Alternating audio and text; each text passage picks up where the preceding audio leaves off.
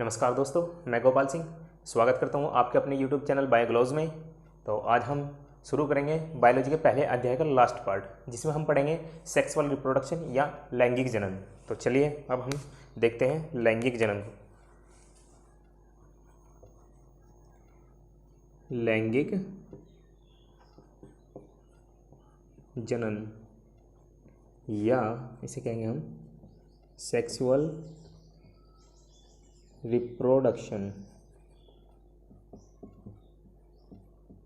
ठीक है, देखिए जब हम जनन के बारे में हमने पढ़ा था तो हमने अच्छे से जाना कि जनन कितने प्रकार से होता है। दो प्रकार से, एक अलैंगिक जनन और एक लैंगिक जनन।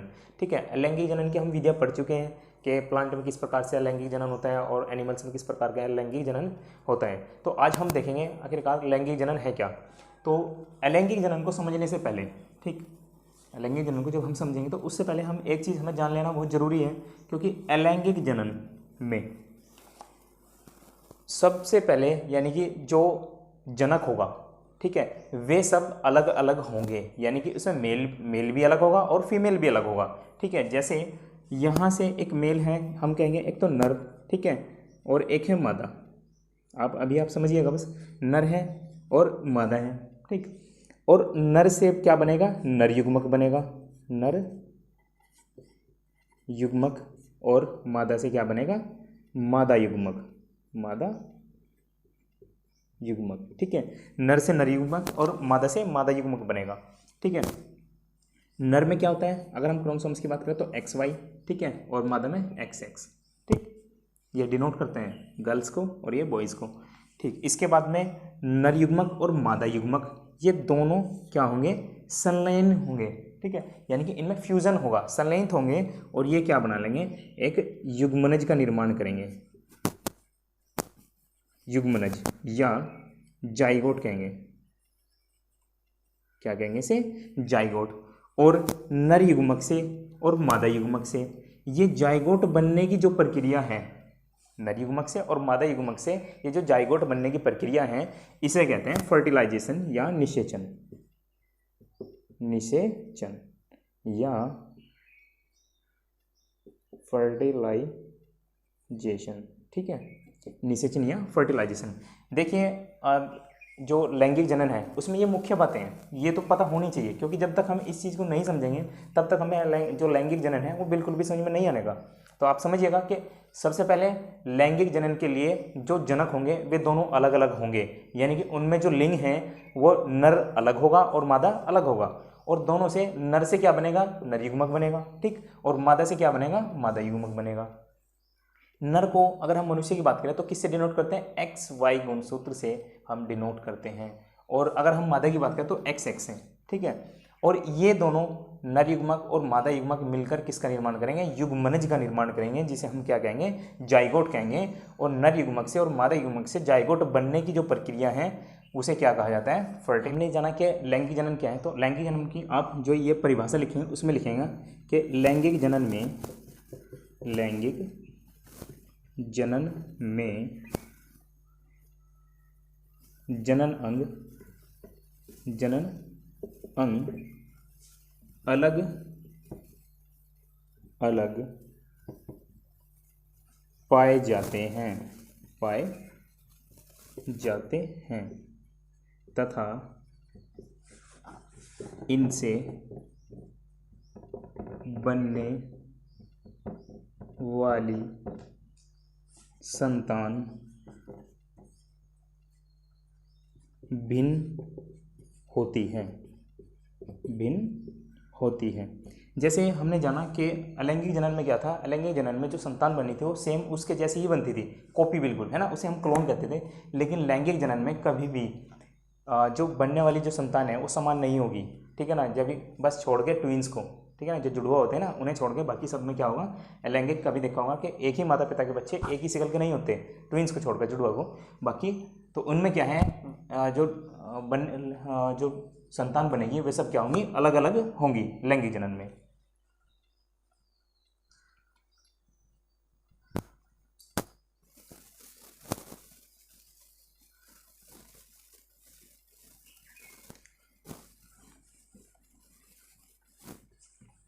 देखिए लैंगिक जनन में, ठीक है, जो लैंगिक जनन है उसमें दो प्रकार के जनन मिलते हैं, जैसे एक लिंगी, एक लिंगी, ठीक है, और एक होता है द्विलिंगी, द्विलिंगी, ठीक है, एक लिंगी जीव और द्विलिंगी जीव।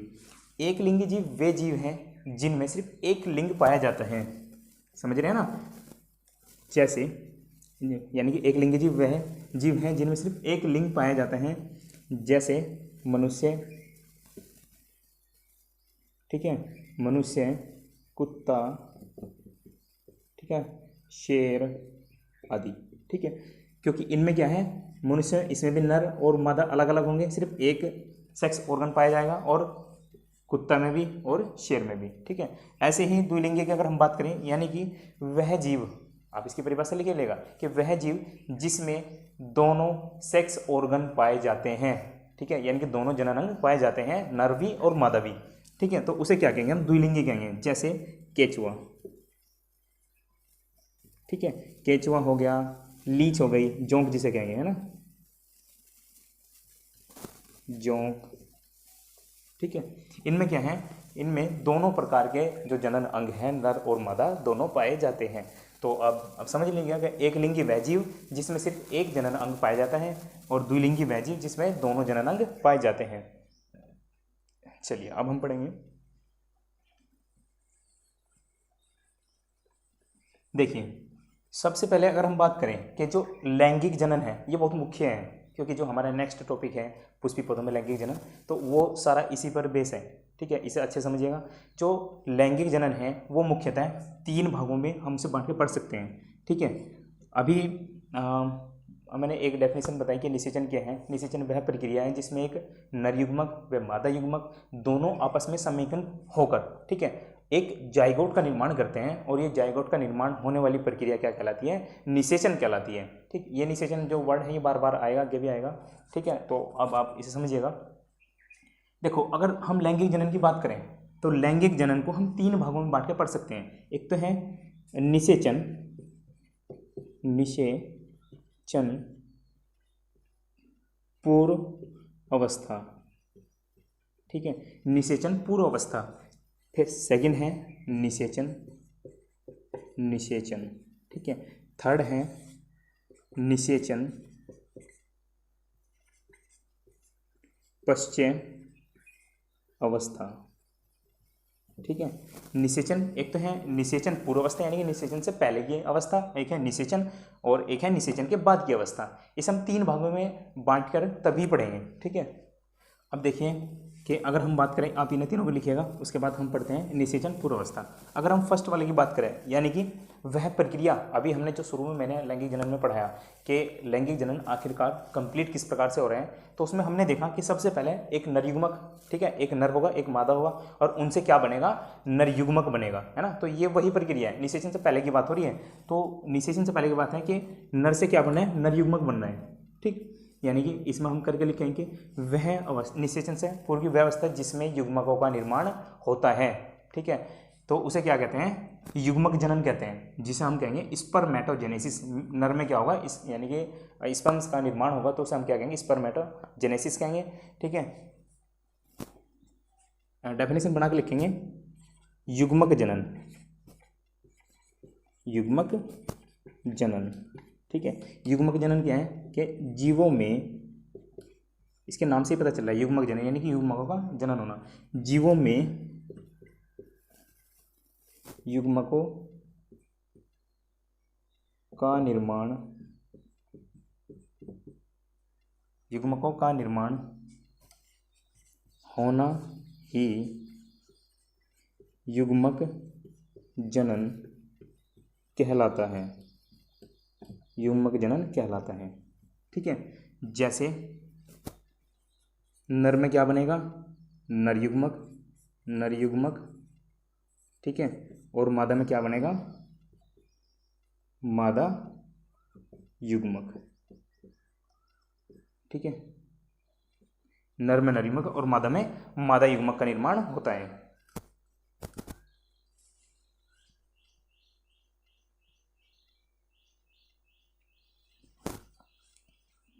अब देखिए जो अब हम युग्मक की बात कर रहे हैं, ठीक है, तो ये युग्मक जो हैं 3 प्रकार के होते हैं। अब ये युग्मक आप यहीं समझिएगा, ठीक है, ये 3 प्रकार के होंगे। कितने प्रकार के? ये अवस्थाएं भी 3 प्रकार की थी, ठीक है, और युग्मक भी 3 प्रकार के होंगे। एक तो होगा समयुग्मकी, सम, ठीक है, एक होगा इसमें समयुग्मकी, फिर है असमयुग्मकी, असमयुग्मकी, और तीसरा है इसमें विषम युग्मकी, विषम युग्मकी। बहुत मोस्ट इम्पोर्टेंट ये डेफिनेशन है, पूछ लेता है, और है कुछ नहीं, बहुत आसान है, आप समझिएगा और लिखते भी चलिएगा, ठीक है। यानी कि जीवों में जब युग्मक बनेंगे, अगर युग्मक आकार और परिमाण में दोनों समान होंगे, ठीक है, आकार और परिमाण में दोनों समान होंगे, तो वे क्या कहलाएंगे? समयुग्मकी कहलाते हैं। हम लिख लेंगे कि एक तो आकार, इनका आकार और परिमाण, ठीक है, परिमाण में दोनों क्या होंगे? ये समान होंगे। तो कैसा है? जब आकार में भी और परिमाण में भी दोनों में समान है तो उसे क्या कहेंगे हम? समयुग्मकी, ठीक है। जैसे क्लेमाइडोमोनास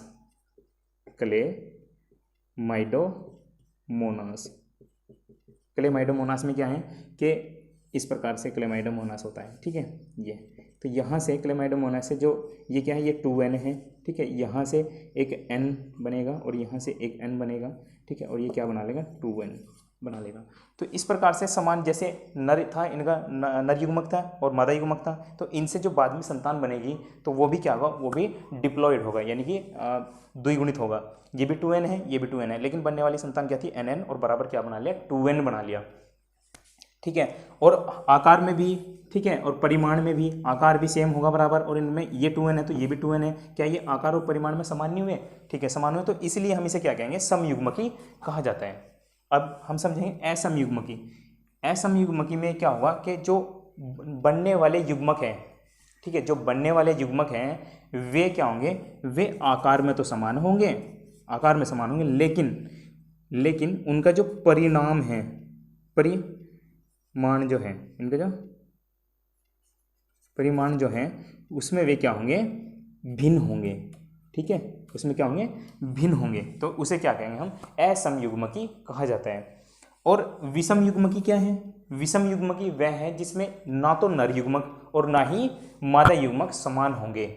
आप लिख लीजिएगा कि ना तो नर युग्मक और ना ही मादा युग्मक समान होंगे, तो वो क्या कहलाता है? विषम युग्मकी कहलाता है। जैसे मादा से क्या बनेगा? मनुष्य में मादा से बनेगा एग, ठीक है ना, एग बनेगा, एग बन गया, इस प्रकार से संरचना हो गया कि। और नर में क्या बनेगा? नर में स्पर्म बनेगा, स्पर्म की संरचना कुछ ऐसी होगी, ठीक है। तो क्या ये दोनों अलग अलग नहीं है? बिल्कुल, आकार में भी और ये परिमाण में भी दोनों क्या है? अलग अलग हैं। तो इसलिए इन्हें क्या कहेंगे हम? विषम युग्मकी कहते हैं, ठीक है। चलिए,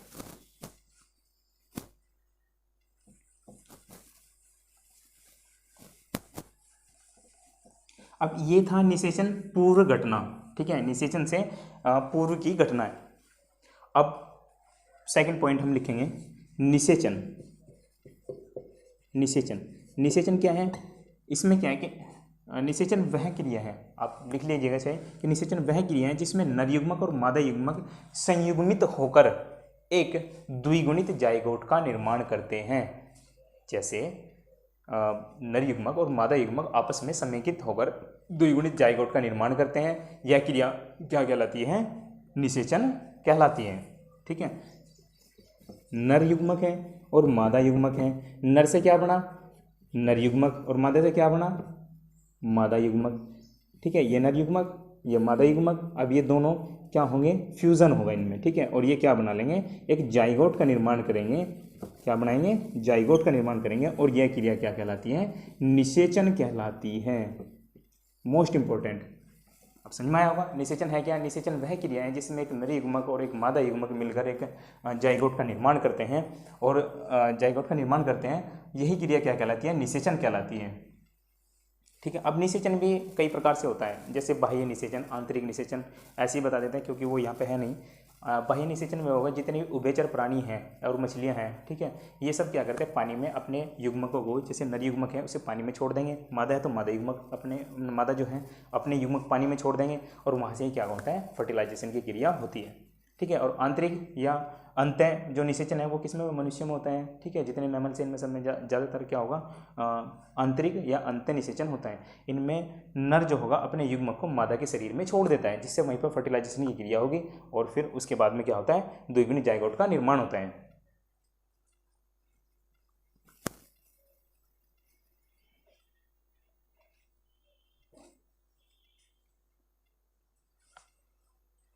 ठीक है, अब आप देखिएगा तीसरा पार्ट आता है इसमें कि निषेचन के बाद घटना, ठीक है, निषेचन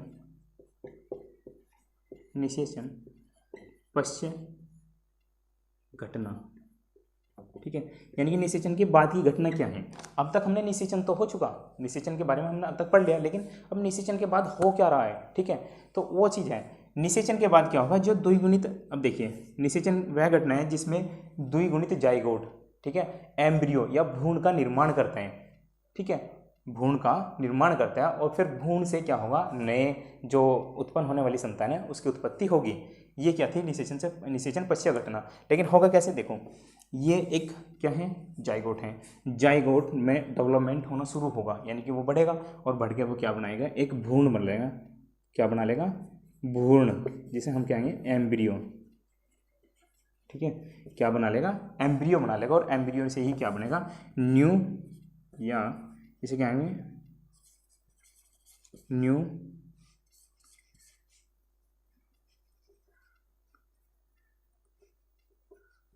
संतान, ठीक है, न्यू संतान की उत्पत्ति होगी या न्यू जो जन्म लेगा उसकी उत्पत्ति होगी, ठीक है, नई संतान की उत्पत्ति होगी।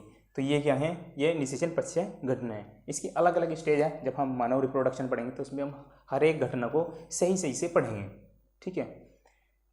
तो हमने पढ़ा कि जीवों में जैसे जीवों में आखिरकार जनन किस प्रकार से होता है, एक बार रिवाइज करा देता हूँ मैं कि अलैंगिक जनन है, लैंगिक जनन है, फिर हमने अलैंगिक जनन की विधियाँ पढ़ी कि अलैंगिक जनन में आखिरकार अलैंगिक जनन किस प्रकार से होता है, जीवों में किस प्रकार से हो रहे हैं और पेड़ पौधों में किस प्रकार से हो रहे हैं, ठीक है। फिर हमने लैंगिक जनन की विधियाँ पढ़ी, आखिर लैंगिक जनन किस प्रकार से होता है। तो लैंगिक जनन को समझने के लिए सबसे मुख्य बात क्या है कि इसमें नर युग्मक और मादा युग्मक दोनों अलग अलग पाए जाते हैं। नर से नर युग्मक बनेगा, मादा से मादा युग्मक बनेगा, दोनों ही समेकित होकर क्या बनाएंगे, द्विगुणित जाइगोट का निर्माण करेंगे और यह क्रिया क्या कहलाती है, निषेचन कहलाती है। और निषेचन के भी हमने दो टाइप पढ़े कि एक बाह्य निषेचन, एक आंतरिक निषेचन, ठीक है। बाह्य निषेचन वे जो कि जलीय प्राणी होते हैं, उभयचर वगैरह मछली, ये सब क्या करते हैं, अपने युग्मक को पानी में छोड़ देते हैं और वहाँ से क्या होता है, फर्टिलाइजेशन की क्रिया पूरी होती है। लेकिन अंत्य निषेचन में क्या होता है, मनुष्य में भी अंत्य निषेचन होता है, क्योंकि इसमें जो नर हैं वो अपने जो युग्मक हैं वे सब जो फीमेल हैं उसके अंदर शरीर में छोड़ देते हैं, वहीं पर फर्टिलाइजेशन क्रिया पूरी होती है, ठीक है। तो आपके लिए कुछ सवाल हैं, एक तो आप कमेंट करके बताइएगा कि निषेचन क्या होता है, ठीक है। मनुष्य में कितनी जोड़ी गुणसूत्र पाए जाते हैं, दो सवाल हो गए, ठीक है। एक कि पत्तियों के द्वारा जनन किस पौधे में होता है, तीन सवाल हो गया, आप लिखते रहिएगा, ठीक है। पत्तियों के द्वारा जो जनन होता है वो किस पौधे में होता है, ठीक। और सबसे ज़्यादा मोस्ट इंपॉर्टेंट क्वेश्चन, सबसे ज़्यादा रीजनरेशन या पुनरुद्भवन की क्रिया किस जीव में पाई जाती है। ये चार सवाल हो गए, आप इनके कमेंट करके बताइएगा मुझे। और अगर आपको कोई चीज़ समझ में नहीं आ रही है तो प्लीज़ थोड़ा कमेंट करके बताइएगा या मुझे पर्सनली भी संपर्क कर सकते हैं। और आज का टॉपिक ये यहीं ख़त्म होगा, फिर हम कल मिलेंगे वीडियो के नेक्स्ट पार्ट में, जिसमें हम शुरू करने जाएंगे पुष्पी पौधों में लैंगिक जनन, ठीक है। तो ज़्यादा से ज़्यादा चैनल को सब्सक्राइब करिएगा, लाइक करिएगा और घर पर रहिएगा, पढ़िए।